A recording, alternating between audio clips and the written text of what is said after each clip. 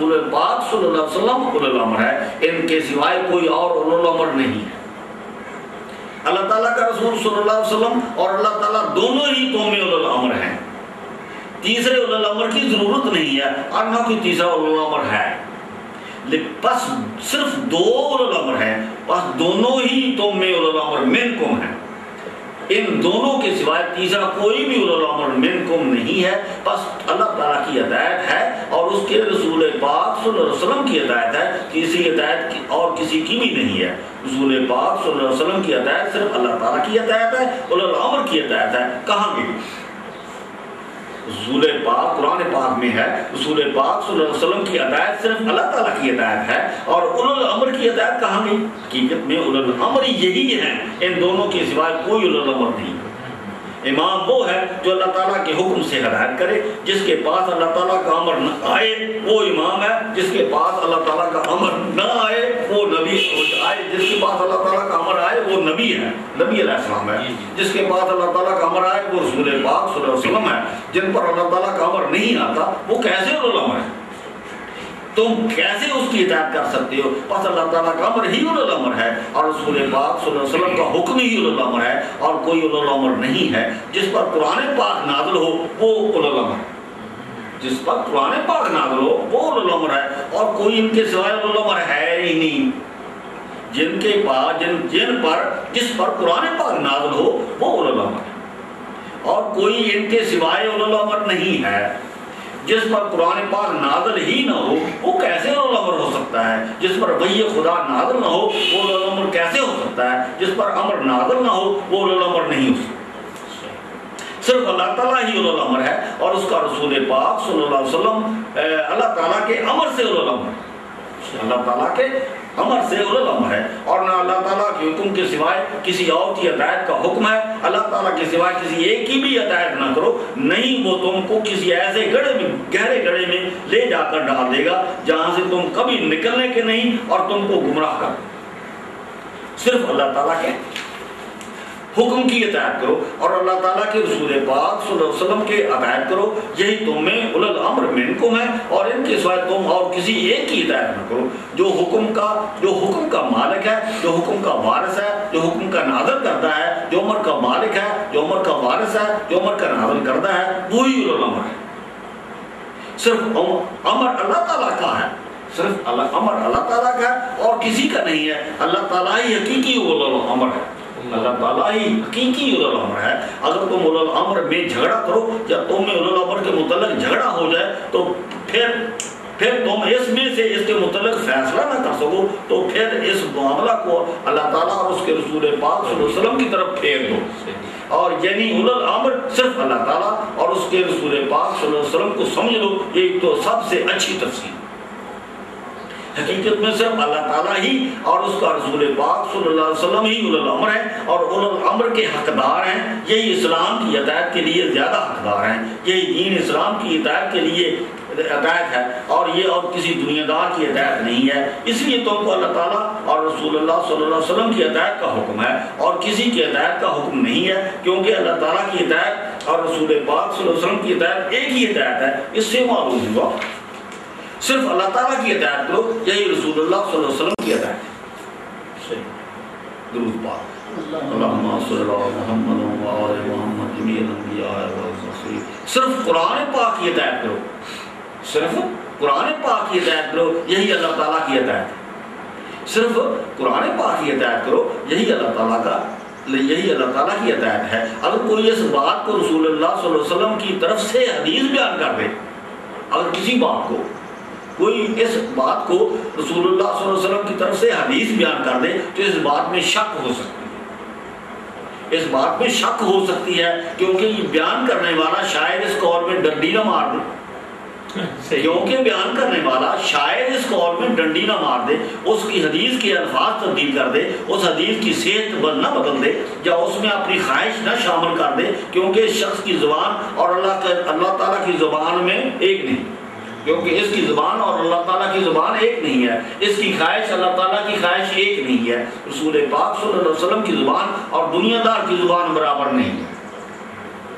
رسول پاک صلی اللہ علیہ وسلم کی نیت برابر نہیں ہے، رسول پاک صلی اللہ علیہ وسلم کی روح پاک اور دنیا دار شخص کی نجس روح برابر نہیں ہے۔ رسول پاک صلی اللہ علیہ وسلم کی روح پاک ہر وقت اپنے اللہ تعالیٰ کے لیے تڑپتی ہے، لیکن دنیا دار کی بدکار روح صرف دنیا داری کے لیے تڑپتی ہے۔ اس میں کتنا فرق ہے؟ اس میں زمین و آسمان کا فرق ہے، اس میں زمین و عرش کا فرق ہے۔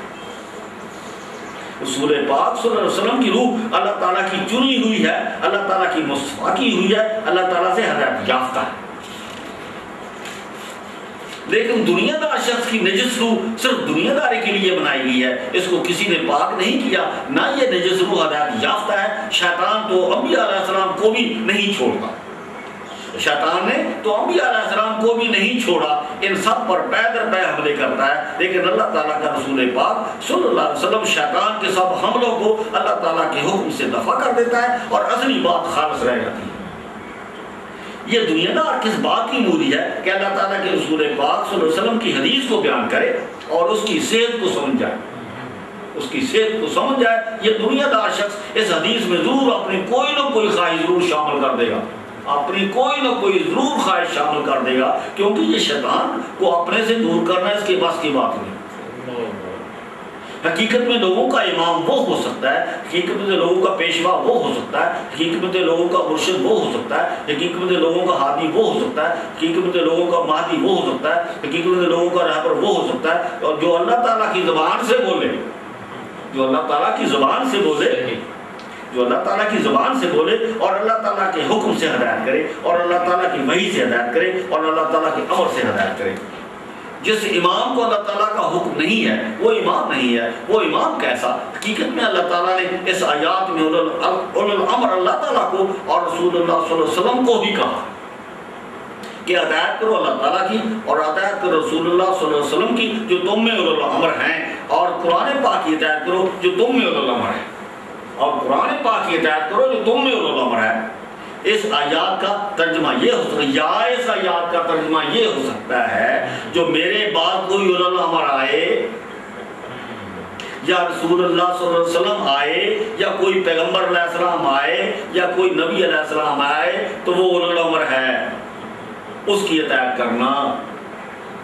یا اس کی تفسیر یہ ہے کہ میرے بعد تم میں سے جو کوئی اولو الامر آئے اس کی ہدایت کرو، قیامت تک جو کوئی بھی اولو الامر آتا رہے اس کی ہدایت ضرور کرنا، وہ ضرور رسول پاک صلی اللہ علیہ وسلم ہوگا۔ لیکن لوگوں نے اللہ تعالیٰ کی نافرمانی کر کے اپنے آپ کو اولو الامر بنا لیا ہے، اللہ تعالیٰ کی نافرمانی کر کے اپنے آپ کو اولو الامر بنا لیا ہے۔ یہی اللہ تعالیٰ نے دیکھنا ہے کہ ان دنیا داروں کو رجحان کدھر ہے، دین کی طرف ہے یا دنیا کی طرف۔ اس آیات میں جو اللہ تعالیٰ نے واو لگا دی ہے یہ دیکھنے کے لیے کہ کون صحیح اولو الامر کی ہدایت کرتا ہے۔ اولو الامر منکم یہ ظاہر کرتا ہے کہ جب بھی کبھی میرے بعد تم میں سے اولو الامر آئے اس کی ضرور ہدایت کرنا، یہ اللہ تعالیٰ کا پیغمبر علیہ السلام ہی ہوگا۔ منکم یہ ظاہر کرتا ہے جب کبھی بھی تم میں سے قیامت تک کوئی صاحب الامر آئے، صاحب الامر آئے اس کی ضرور ہدایت کرنا۔ صاحب الامر پیغمبر علیہ السلام ہی ہوتا ہے، قیامت کے دن تک کوئی نہ کوئی صاحب الامر ضرور آتا رہے گا، اللہ تعالیٰ کا حکم اللہ تعالیٰ کا امر ضرور پہنچاتا رہے گا، اس کی ضرور ہدایت کرنا۔ سنت من الاولین و قلیل من الاخرین، سنت من الاولین و قلیل من آخرین،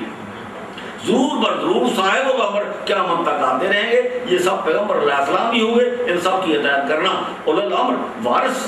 صاحب الامر امر کا مالک، صاحب الامر قیامت تک ضرور آتے رہیں گے، ان کی ضرور بضرور ہدایت کرنا۔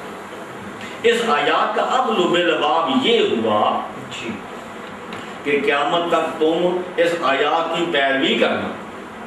قیامت تک تم اس آیات کی پیروی کرنا، میری بھی ہدایت کرنا اور میرے رسول پاک صلی اللہ علیہ وسلم کی بھی ہدایت کرنا جب تم میں تشریف لائیں، اور میرے اولو الامر کی بھی ہدایت کرنا جو تم میں سے ہو۔ یہ میرا یعنی اللہ تعالیٰ کا قیامت تک ہو، پھر تم میرے بعد گمراہ نہ ہوگے، پھر تم اللہ تعالیٰ کا اجر عظیم، پھر اللہ تعالیٰ تم کو اللہ تعالیٰ اجر عظیم عطا فرمائے گا، یعنی اولو الامر رسول پاک صلی اللہ علیہ وسلم ہی ہوں گے۔